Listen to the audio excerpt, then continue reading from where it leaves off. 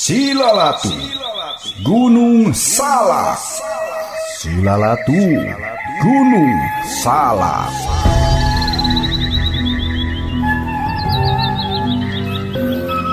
Silalatu Gunung Salak dibaca sageblengna tina roman fiksi sajarah nu ngagambarkeun lalakon 100 tahun sabada pajajaran Burang.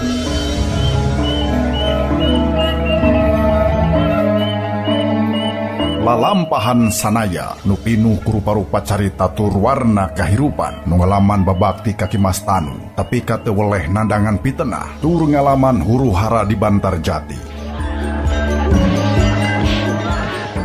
Oge dipapaesan ku huru hara cinta sunia tapi kangalaman huru hara di alam siluman tuh tapi kangalaman huru hara di Sunda Kalapa.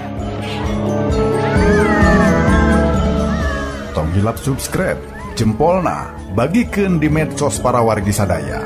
Sareng diantos, pangrojong tur silaturahmina di kolom komentar. Kasugri pamirsa, urang sami-sami pedar cerita dongeng Sunda pedaran Kang Gilang karya Aan Merdeka Permana dina judul Silalatu Gunung Salak. Silalatu Gunung Salak. Silalatu Gunung Salak. Dina episode huru hara di Sunda Kalapa. Huru hara di Sunda Kalapa. Jeung ngadangukeun Waluya Dongeng Sunda. Waluya Dongeng Sunda.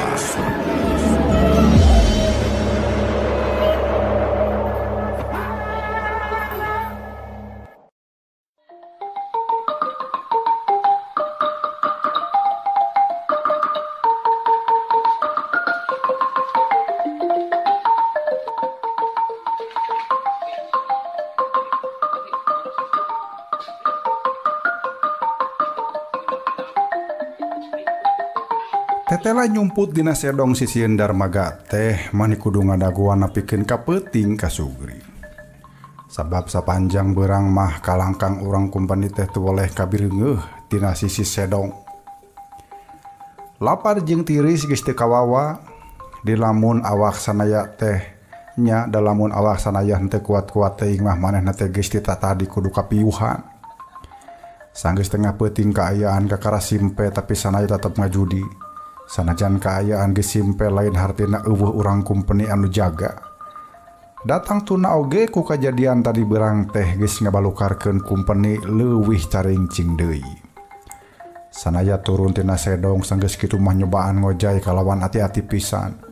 Diusahakeun pisan kocepakna ulah kadenge ka darat. Sanggeus meunang sababaraha rintakan kokojayan ka ditu ka dieu bari ati-ati. Tetela manehna teh henteu boga lolongkrang jang hanjat kana darmaga sabab bisa panjang palabuhan teh geuning meni ngajajar puluh-puluh perjurit kumpeni.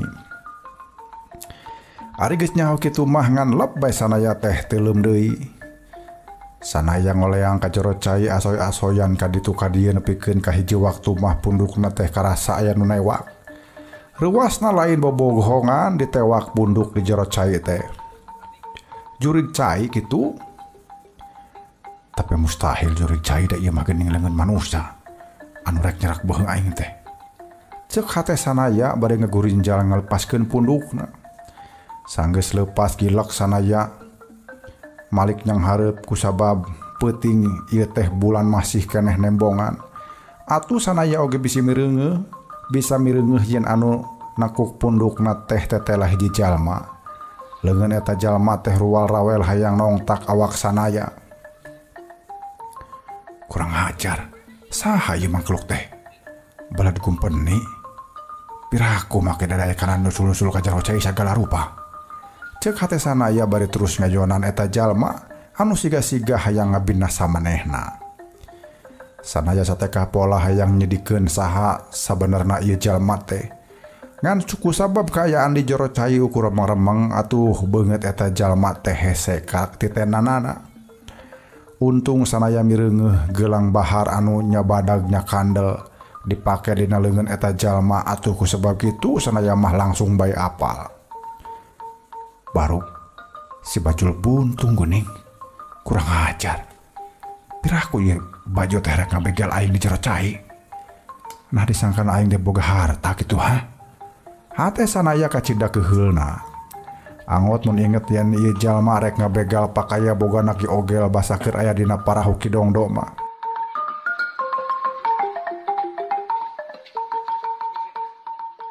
Paduli saha rek dibegalna.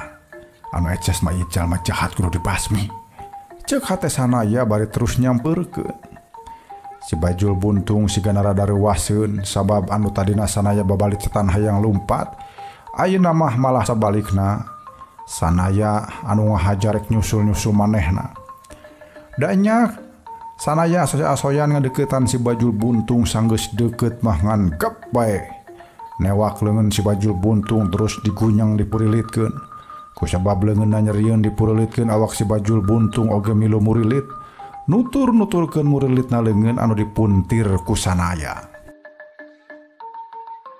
Atuh pamustunganna mah ngander bae begalan pati di jero cai. Tapi tetela geuning si Bajul Buntung mah leuwih tapis aya di jero cai. Buktina gerakanana maneh harampang pisan jeung dina palebah ngarah-ngarah sanaya teh maneh pinter pisan. Lamun manehna parang larajang anu diarah teh bagian awak sanaya anu sakirana ngaganggu kana jalan napasna. Sababaraha kali si Bajul Buntung ngarahkeun teunggelanana kana hulu angen sanaya. Henteu ari keuna pisan mah ngan saban hulu angen ditarajang sanaya sabanahan ambekan. Atuh balukarna ngapanana babari eungap daremen ngagentak. Nyaho yen hulu angen kaasup bagian awak jalma nu hengker sanaya ge oge pamustunganna mah nurutan narajang hulu angen si Bajul Buntung. Balukarna duanana teh silih arah hulu angen mun si Bajul Buntung ngarahkeun panarajang kana hulu angen sanaya. Bujur sanaya nyentok ka tukang da keur mengparkeun panarajang. Atuh sabalikna mun giliran sanaya nu narajangnya bujur si Bajul Buntung anu nyentok ka tukang. Kitu jeung kitu wae pilih genti. Mun aya nu nyaksian mah matak pikasirieun pola eta dua jalma teh siga-siga anu keur ngabojeg. Tapi da sabenerna mah marehna teh jauh tina ngabojeg.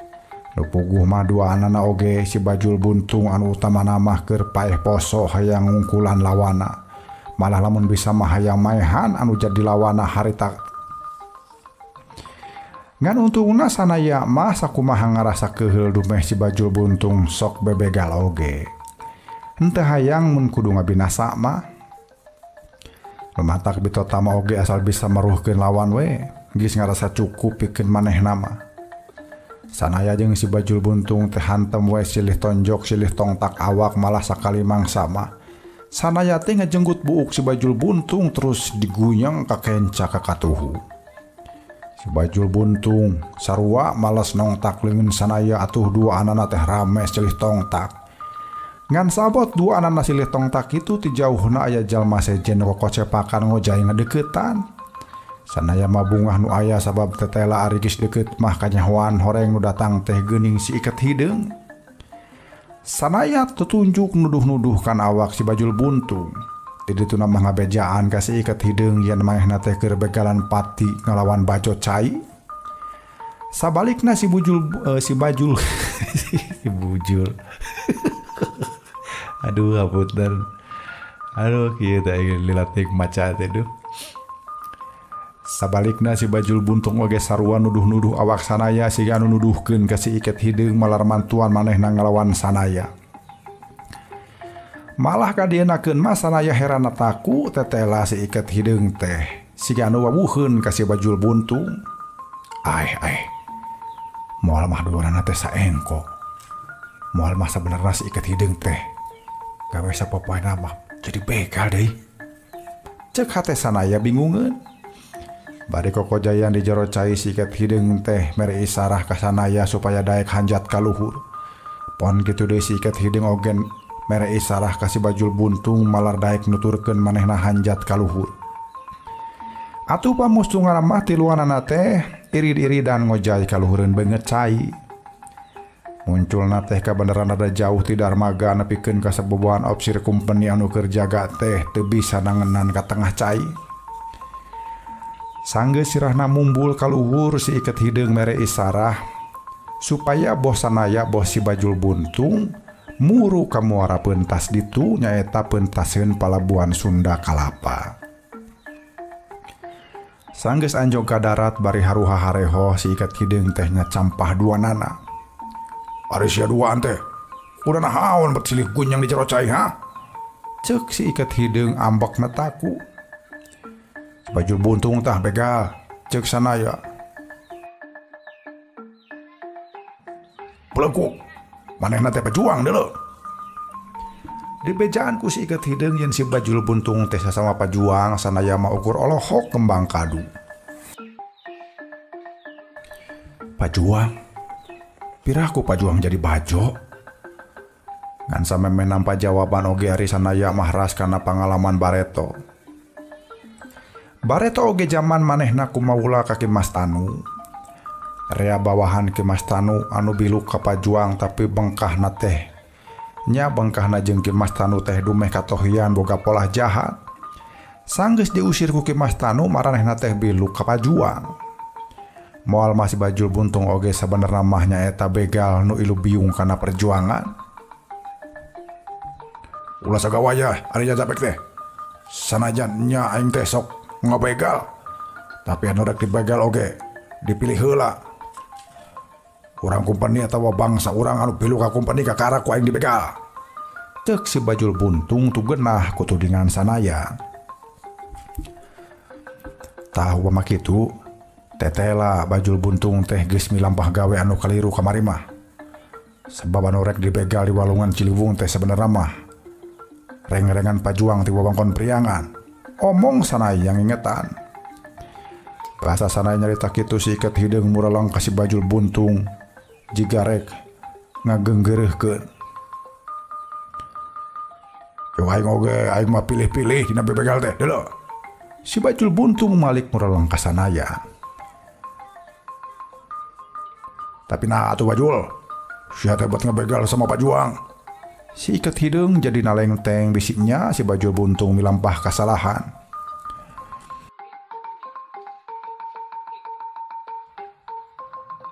Ki antea, kami mah teresep ka pajuang anu jol ti tatrapiangan teh kusabab maranehna samiuk mika ceup ka Kimas Tanu. Geus panjang perjalanan rek muru ka dieu teh gawena maranehna teh ngalele cewek Kimas Tanu. Sakitu oge untung ku kami teh maranehna teu dipodaran. Ceuk si bajul buntung. Tapi ke ari sia ti mana nyahona yan rombongan dina parahu teh sasama pajuang. Nah sia teh balad maranehna tur mika cecep ka Kimas Tanu, ha? Molotot ka sanaya. His, kami mah lain lian teh henteu mika cecep ka Kimas Tanu teh oge hayang ngajait nasibna. Lumatak jauh-jauh datang ka dieu oge. Ceuk sanaya bari barabat bae nerangkeun dalam pahanana. Saterusna sanaya oge medar kanyahonna perkara kidong dosa para kanca. Manehna teh siga nu geus nyusun darancang jeung pasukan ti Banten rek ngancurkeun Batawi ngagunakeun mariem di laut.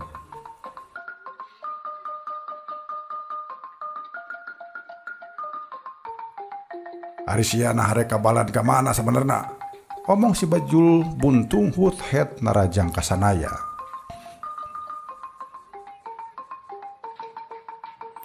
Sababaraha tenggelan bisa dicincetkeun tapi sawatara deui ditakis ku dampaleungeunna. Plak plak plak.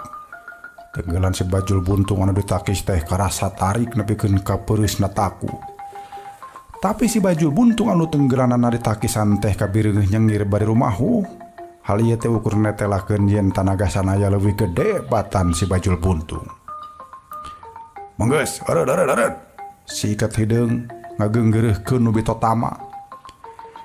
Katingali si bajul buntung si ganu ajriheun pisan kasih ikat hideung teh da buktina dicarek sakali oge langsung ngagugu. Kunaon ari sia bet ngalang-alang kana pasukan Banten.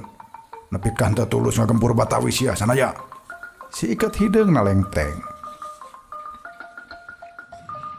Rumasa kami teh geus ngagagalkeun serangan Mariem Banten. Tapi lamun teu kitu Kimas Tanu taluan milu kagempur. Hartina nasibna moal bisa kajait. Omong sanaya bari saterusna netelakeun yen kapal Banten teh ngagempur gedong pangadilan anu keur mariksa Kimas Tanu. Kami teh asa sarwa salah. hayang nulungan Ki Mas Tanu tapi hartina kudu ngagagalkeun serbuan Banten. Ari narojong serbuan Banten meureun sarua jeung milu nyelakakeun Ki Mas Tanu. Eta mah kumaha ceuk pamanggih Ki Silah bae. Nah pola kami teh salah atawa henteu. Sanaya nyarenkeun tinimbangan kasih iket hideung. Nyaho cita hasya, yen kapal Banten teh rek kagempur gedong pengadilan. Kidong dosa para kancan ucap carita gitu. Maranehna teh memang rombongan pajuang tapi anu ceucebeun ke Mas Tanu. Sanggeus kami ngedenge eta beja atuh geuwat nyelundup kana kapal orang Banten teh. Jajaran Maria anu ditojokkeun ka daratu kami teh dipateuhan. Ceuk sanaya. Ari geus ngadenge penjelasan ti sanaya mah bosi iket hideung bosi bajul buntung ukur ting harulang. Pantas namah kapikir ku maranehna oge yen sanaya teh nyang hareupan dua pilihan anu sulit. Disangkanya urang Banten teh rek mateni Ki Mas Tanu. Omong si iket hideung semu handeuleun kana polah-polah urang Banten. Tapi bisa jadi lain kesalahan maranehna. Anu boga salah mah meureun anu geus ngatur kana eta rancang. Kami mah malah boga sangkaan serangan kapal Banten teh dirarancangna ku urang Priangan. Tujuan maranehna nu utama teh memang ukur hayang ngancurkeun kumpeni nu keur kumawasa di Batawi. Ngan maranehna teh openan kana kasalamatan Ki Mas Tanu sabab maranehna mapan angger nyangka yen Ki Mas Tanu teh jalma nu geus hianat ka bangsa. Jadi merenjek ing tanama. Nah make kudu hese capek nulungan Ki Mas Tanu sagala rupa. Ceuk sanaya nyoba-nyoba ngaduga-duga pamangsudan pajuang sejena. Basa sanaya nyarita kitu teh bosi iket hideung bosi bajul buntung ukur ungguk-ungguk tanda nganyakeun kana dugaan sanaya. Lamun geus kieu nya kumaha atuh urang teh saterusna. Omong sanaya deui ku sabab nu sejen mah ting harulang bae teu lemek teu nyarek. Aing mah rek keukeun nulungan Ki Mas Tanu. Omong si iket hideung. Kami moal boleh ngagugu kana parentah Ki Antea. Si bajul buntung dango. Da kami oge angger. Rek usaha satekah pola ngajaib nasib Ki Mas Tanu. Ngan anu kami ditanyakeun teh kira-kira rek kumaha tareka urang ayeuna. Omong sanaya. Sampe ngajawab si iket hideung katingali nyengir bari nyabakan tonggongna. Sanaya inget yang sababaraha sabenerna mah si iket hideung teh ngalaman tatu ku bedil kumpeni. Aduh kusabab kitu sanaya mariksa heula tonggong si iket hideung. Kunaon ieu teh tatu beti antep bae Ki Silah. Lamun telat teu ditatambahkeun.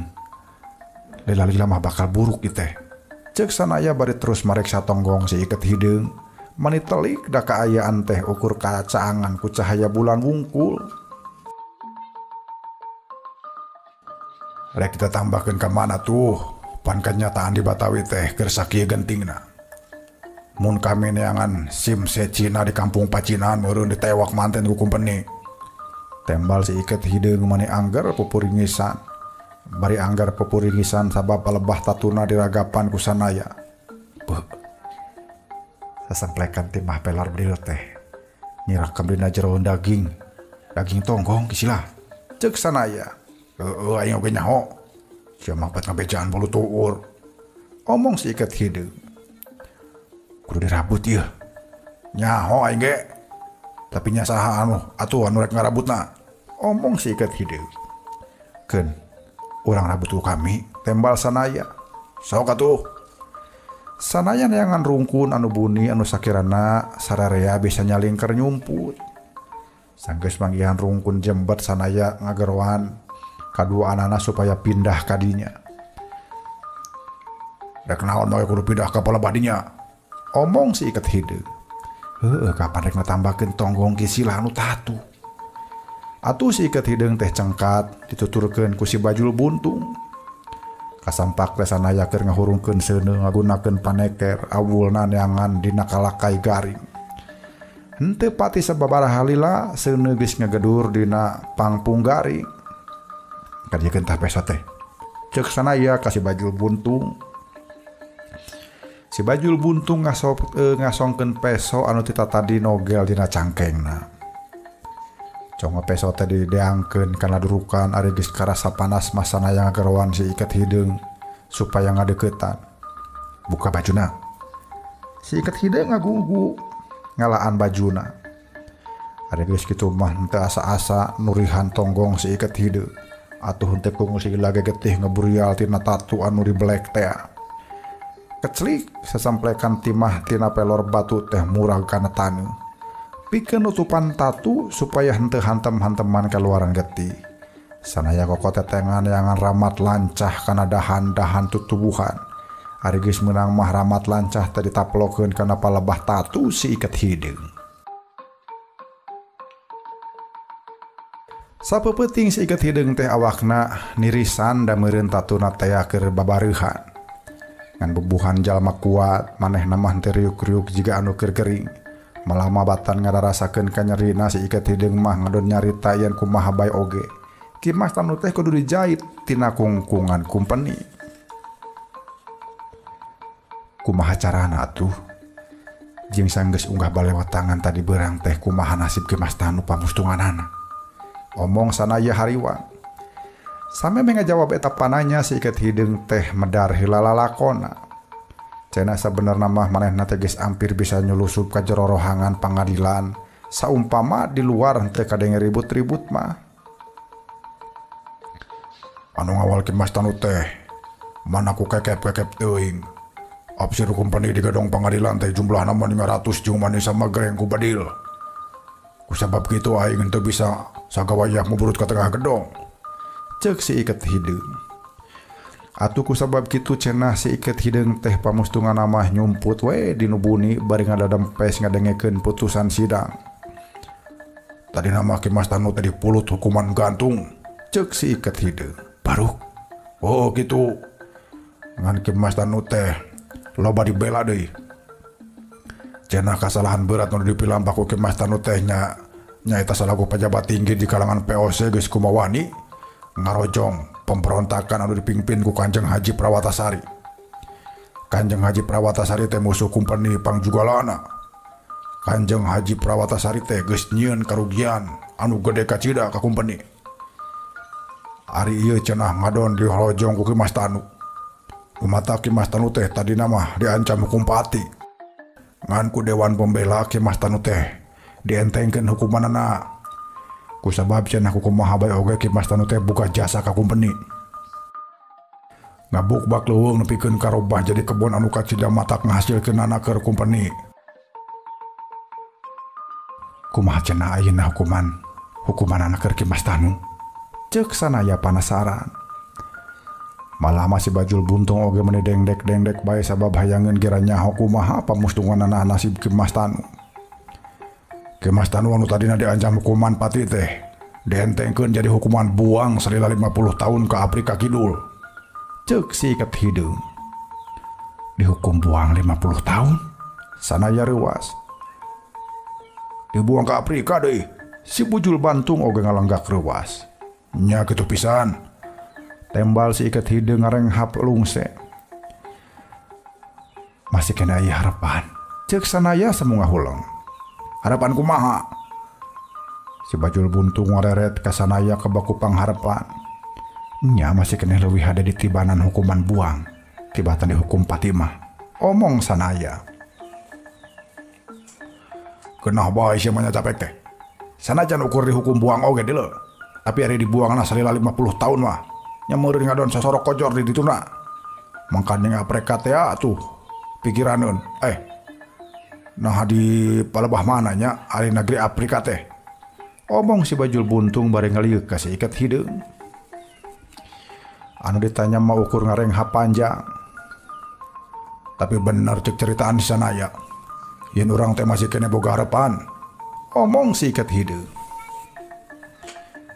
Harapan kumaha kian teh? Nah maksudna teh urang kudu ngadaguan Kimas Tanu balik 50 tahun deui. Omong si Bajul Buntung teu sugema ku jawaban si Iket Hideung. Ngajaraog sia mah. Si Iket Hideung keheul dume si Bajul Buntung rewel bae. Har. Henteu bisa kitu goreng-goreng oge kami teh aya harip-harip dulur ka Kimas Tanu teh. Sing ingat bari kami teh aya patalina jeung karuhun santoan Pergong Jaya. Ari santoan Pergong Jaya teh kapan lanceukna santoan Jagabaya. Nyaeta kolotna Kimas Tanu. Ari Ki Antea kapan putrana santoan Sadang Serang. Ki Antea teh pan putrana santoan Sadang Serang-serang. Tuh anak itu mah urang teh tunggal sadulur. Sarea boga hak jeung kewajiban pikeun nalingakeun nasib papada dulur lain. Omong si Bajul Buntung. Sanaya colohok ngadengenna tetela geuning si Bajul Buntung oge turunan inohong penting di Karatuan Sumedang Larang. Anu hartina manehna teh turunan Pakuan Pajajaran keneh. Da kapan para santoan teh kabehanana oge putrana Ki Aji Mantri. Ari Ki Aji Mantri deui putrana Raja Pakuan Pajajaran akhir anu mangkuk di Pulasari, wewengkon Pandeglang Banten. Ngabandungan yen boh Kimas Tanu, boh si Iket Hideung jeung sumawana si Bajul Buntung teh kabehanana oge turunan menak Pajajaran. Sanaya mah ukur ngaharuk. Si Bajul Buntung mah nya oge hirupna ngalalana jadi bajo tapi da keukeuh marupa turunan menak. Jadi lamun ayeuna manehna bumela jeung kapentingan turunan Pajajaran teh puguh leunjeuranana. Tapi aing mah ukur turunan abdi dalem Pakuan. Abdi dalem Pakuan Pajajaran anu geus sianat ka nagara. Ayeuna make ulah ilu bajuang keur nganjeurkeun deui komara Pajajaran. Nah uing sarua ngabogaan hak kitu. Omong sanaya dina jero hatena barina langsa. Sanaya eureun ngelamun sanggeus ngadenge sora si Iket Hideung. Bener omongan di sanaya teh. Yen ku henteu tulus dihukum patina urang sararea masih keneh bisa ngajait nasib Kimas Tanu. Hartina ieu rahabaya oge, urang teh tetep boga dolongkrang nulungan Kimas Tanu. Ceuk si Iket Hideung.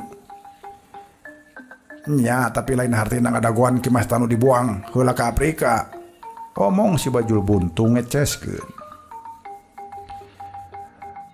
Bener kitu malah mah peuting ieu keneh oge. Urang teh kudu geus narekahan deui. Omong si Iket Hideung. Peuting ieu keneh. Si Bajul Buntung ngarenjak. Heueuh peuting ieu keneh. Nah sia sieun. Lamun sieun mah atuh montong sok wawanianan ngaku-ngaku turunan Pajajaran deuleu. Omong si Iket Hideung setengah ngece. Tah. Aing mah rek ngagurat karang. Ngagurat kalang tah. Cadu mundur pantrang mulang mun aing kudu ngarengkog mah.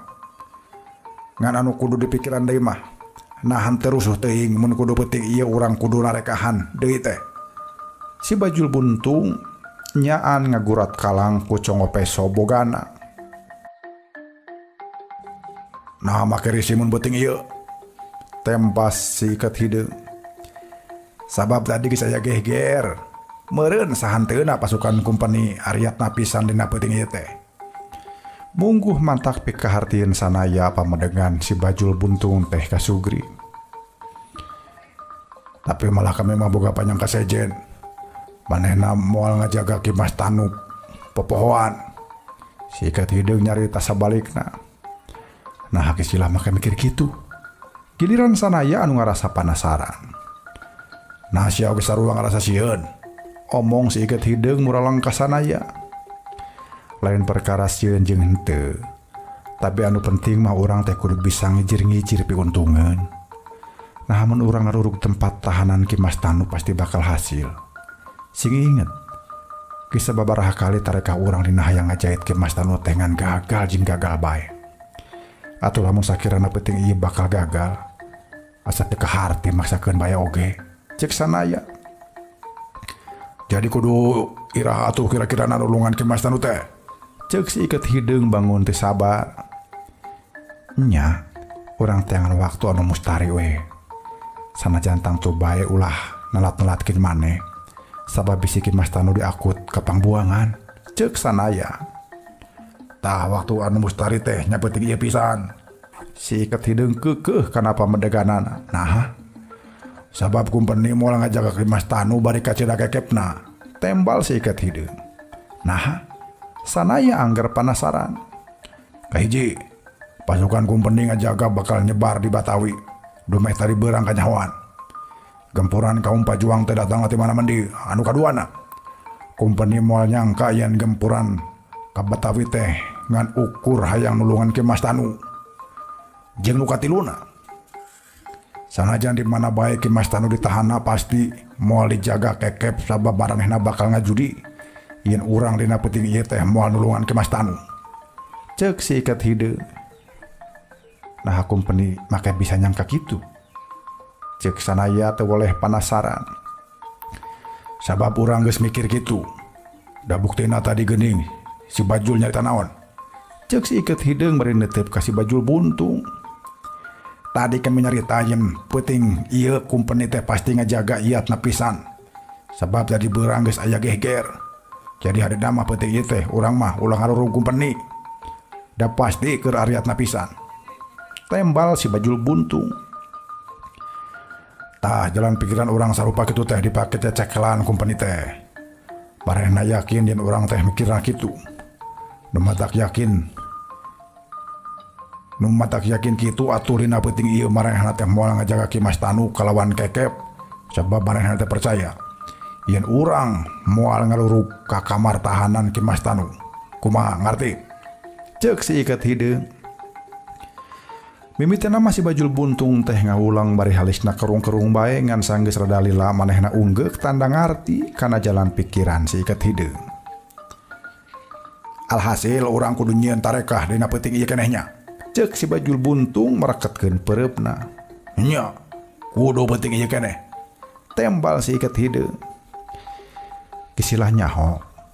Nah di mana ayeuna Ki Mas Tanu ditahana? Sanaya tumanya.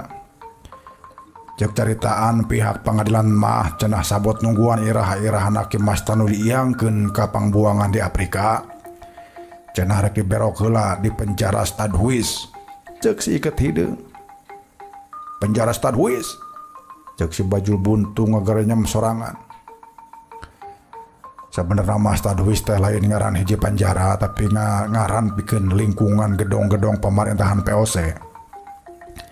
Ngan di eta lingkungan teh aya adegan badag anu digunakeun pikeun urusan-urusan anu ngabaut kana hukum.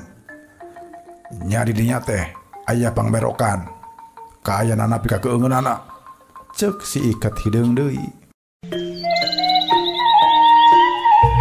Kasugri pamirsa, mitra kaum dangu anu mulia, urang cekapkeun dugi ka dieu heula pedaran carita dongeng Sunda Kang Gilang dina judul Silalatu Gunung Salak. Karya Aan Merdeka Permana.